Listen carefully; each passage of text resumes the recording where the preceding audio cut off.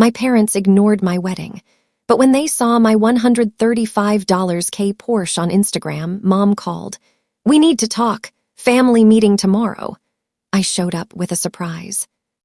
My name's Claire Thompson, and I was 26 when I got married. I never thought my wedding day would feel so quiet. No buzzing phone, no family texts, no, "We're so proud of you, honey." Just a small ceremony by the lake, 5 friends, a borrowed speaker, and a storm threatening to roll in. Still nothing from them, my maid of honor asked, checking her phone. I shook my head. Mom read my message, Dad didn't even open it. The truth was, my parents had been fatting out of my life for years. Every milestone I hit without their approval became another reason for them to pull further away.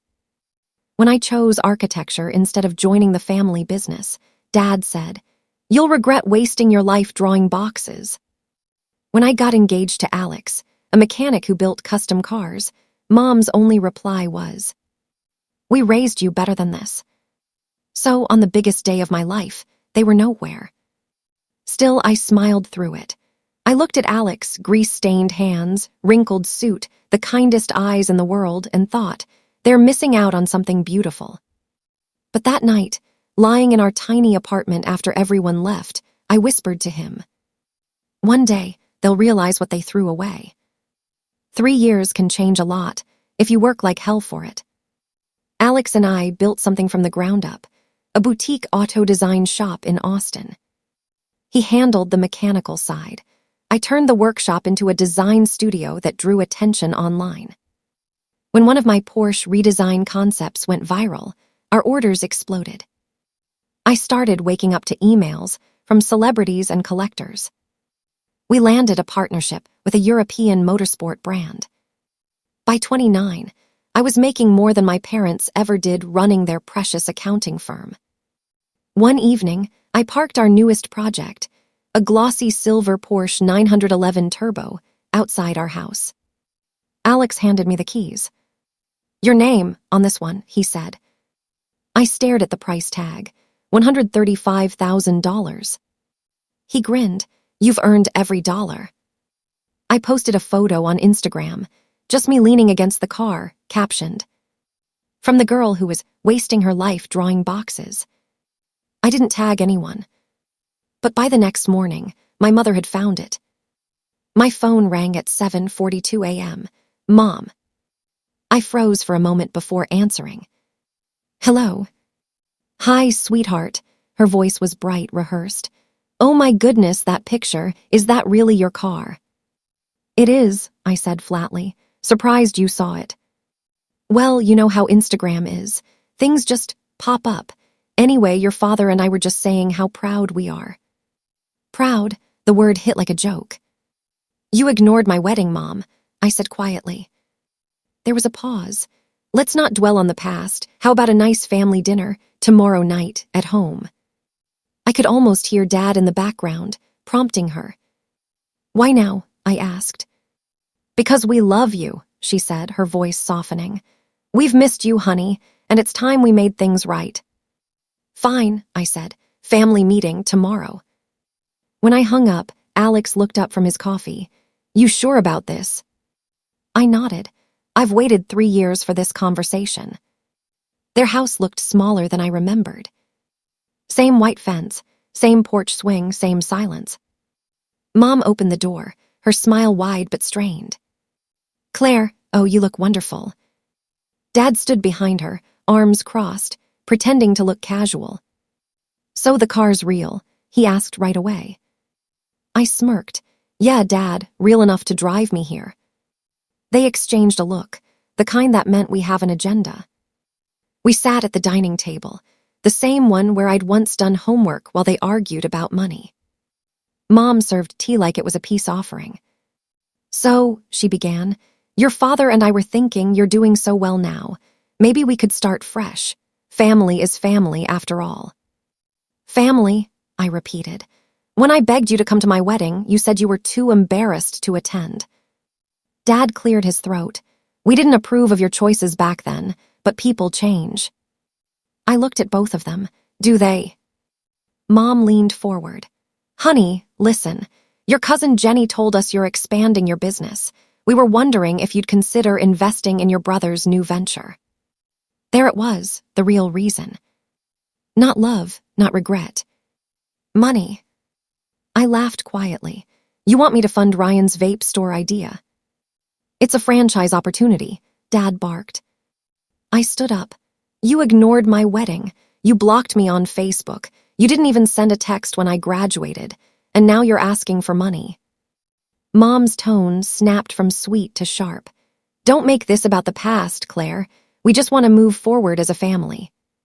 No, Mom. You want to move forward because I have something you don't, success. I reached into my purse and pulled out a small white envelope. What's that? Dad asked. A surprise, I said, sliding it across the table. Mom hesitated before opening it. Inside was a glossy invitation, gold foil lettering that read. Grand opening, Claire & Co. Design Headquarters. She read aloud. You're invited to celebrate the grand opening of our new design campus, hosted by Claire and Alex Thompson. That's impressive, she muttered. Keep reading, I said. At the bottom it said, private event, by invitation only, immediate family excluded. Her face went pale. This isn't funny. Oh, I'm not joking, I said calmly. That's your invitation, just so you know what you're not invited to. Dad's jaw tightened. You're being cruel. Am I? I leaned closer. Because when you ignored me on my wedding day, that was cruelty. When you told your friends I ran off with a mechanic, that was humiliation. I'm just being honest. Mom's voice cracked. We were scared for you, Claire. No, I said. You were scared of what people would think. But now that those same people follow my company online, suddenly I'm worth a family dinner. For a long moment, no one spoke. The ticking clock filled the silence. Finally, I stood. You wanted a family meeting. Here's my answer, I don't need one. I walked toward the door. Claire, Mom called, you can't just walk away again. I turned, smiling faintly. I didn't walk away last time. You closed the door. I just learned not to knock. Then I left, the sound of my heels echoing on the wooden floor. As I stepped outside, the silver Porsche gleamed under the porch light. Mom followed me out, clutching her shawl. Please, she said softly, don't hate us. I opened the car door. I don't. I just finally love myself enough not to beg for love from people who only show up when I shine. The engine roared to life. Through the rearview mirror, I saw her standing there, trembling not from guilt, but from realization. She had lost control of the daughter she once looked down on. The grand opening was a dream. Cameras flashing, investors mingling, reporters asking for quotes. Alex squeezed my hand. You sure you're okay? I nodded, better than ever. A week later, an envelope arrived at my office. No return address. Inside was a photo of me and my parents at my high school graduation, the last time we'd all smiled together. On the back, Mom had written, We're sorry. We didn't know how to be proud of you until now. I didn't call. I didn't text. I just placed the photo in a frame, not on my desk, but in a cabinet. A reminder of what I overcame. Months later, I got another call, this time from a number I didn't recognize. It was my brother, Ryan. Mom's been trying to reach you, he said awkwardly. Dad's not doing well. I visited once, hospital room, quiet, tense. Dad looked frail, his voice almost gone. Claire, he whispered, you did good, better than I ever expected. I nodded. Thanks, Dad. He smiled faintly. That car's still the Porsche. Still mine, I said. He chuckled weakly. Figures. It wasn't forgiveness. It wasn't closure. But it was enough to know I didn't need their validation anymore.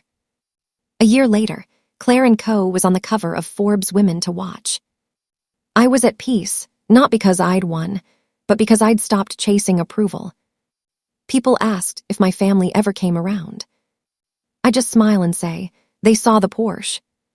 But the truth, the real surprise wasn't the car, or the success, or even the revenge. It was realizing that I didn't need them to believe in me, to become who I was always meant to be. Sometimes I drive past that old house, the porch swing still creaking, the fence still chipped. Part of me wants to stop, knock, and say, "Look at me now." But then I remember, they already did. And that's when they finally saw what they'd lost. I shift gears, the Porsche hums beneath me, and I smile not for them, but for the girl who once stood in that doorway, waiting to be seen.